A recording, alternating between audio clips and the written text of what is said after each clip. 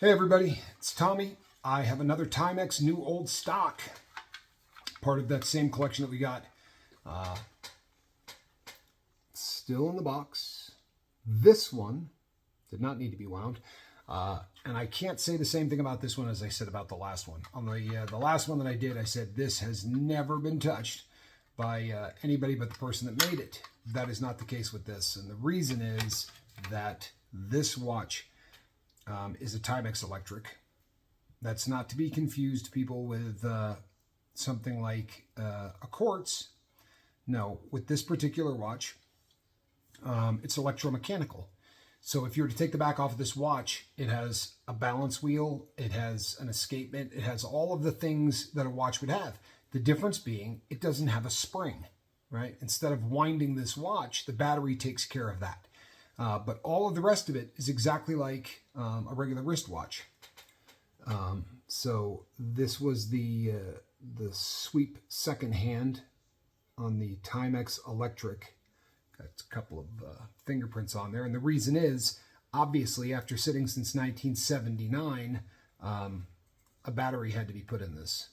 This was a little bit more expensive than the wind-up models of the same era, because it was considered really cool to be able to not have to worry about your watch. And then just put that thing on and, have the battery thing. And back then, batteries would last about a year. So once a year, you would have to replace it. Obviously, batteries have gotten a lot better. It's on the original strap. It still has all of the original stickers on there, right? So a little bit more expensive. This one was $36.95 when it first came out, but the only person to ever touch this other than the people that made it was when we put a brand new battery in it. So new old stock working the way it is supposed to. Another 1979 and another Timex. We have all of the paperwork that goes along with it, the warranty card, the instructions, all of that. Still in the box, never once worn on someone's wrist since 1979. It has been waiting for a Timex collector or somebody that just wants to start their collecting in vintage, and it is yours for $250 and make us an offer. But very, very cool. Just a great conversation piece too. If you're into vintage, as I said, a lot of people really bag on Timex. Without Timex, the watch world would have been really, really different, because it gave the opportunity for the everyman, right, to get out and buy a watch that they could afford, and the styling of them were absolutely gorgeous.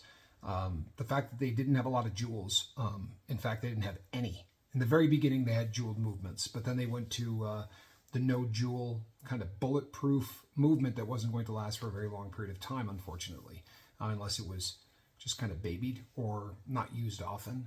But if it's sitting in a box, not ticking at all, these things are as good as they were the day they came out. $250.